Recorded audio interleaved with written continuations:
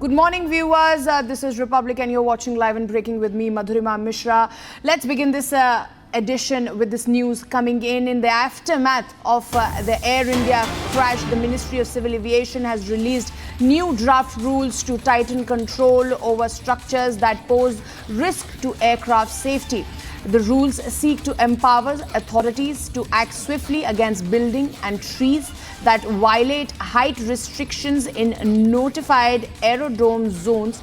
These measures are being seen as a direct move to prevent future accidents caused by flight path obstructions. So in the aftermath of what really happened in Ahmedabad, where 242 lives were lost, the Civil Aviation Ministry has come up with this new rule to make sure that there are no obstructions specifically in the nearby areas of all the airports.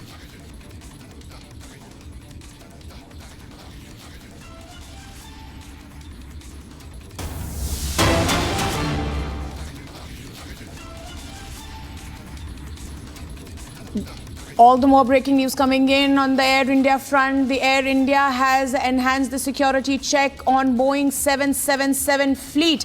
The DGCA completes check on 26 Air India aircrafts.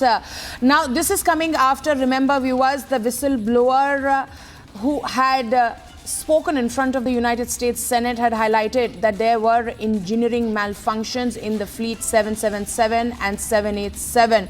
And now, after 787 fleet is going under scrutiny, the 777 fleet will also have security and safety checks.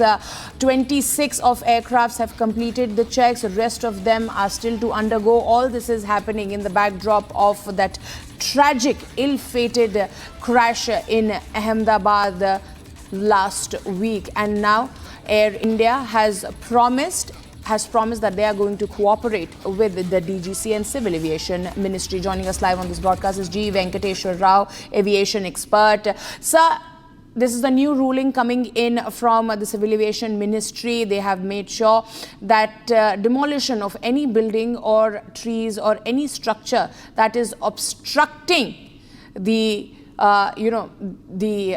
functioning of an aircraft, sir. How do you see this coming in?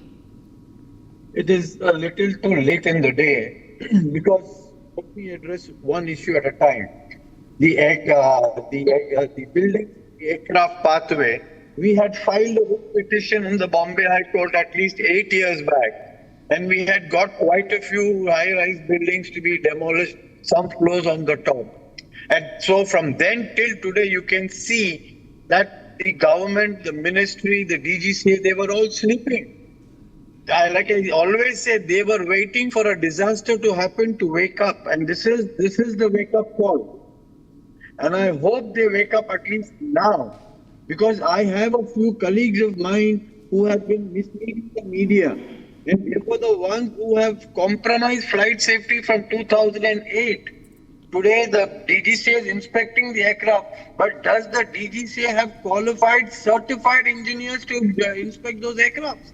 I doubt it. Because it will be the Air India engineers that will be doing the work. And let me tell you, Air India has one of the best engineers in the world. But the fact is they are fighting with their hands tied behind their back. So you will have, the DGCA will have to pull up its socks, have engineers of its own, pilots of its own, and not borrowed from other airlines. Because when they come borrowed from other airlines, they will toe the line of the management of that airline.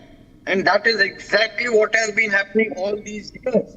The CFOIs who were on deputation from airlines to DGCA were management cadre people of the aviation airlines. So they would toe the management's line. In fact, there is an incident where one captain went as a CFOI, instead of doing work, has looted companies. So I'm not getting into that. But this is a little, too late in the day for them to have woken up.